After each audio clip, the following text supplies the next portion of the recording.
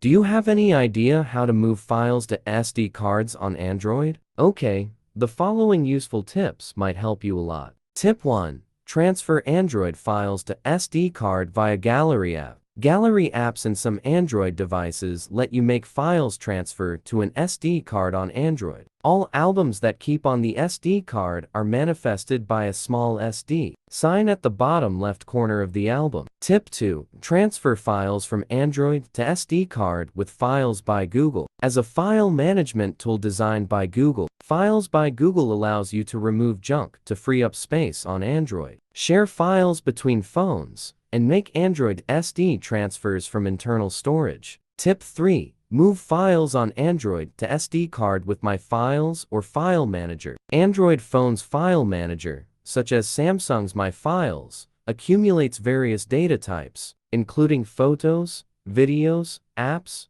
updates, etc. The app, by itself, makes it easy for you to transfer files to an SD card. Tip 4.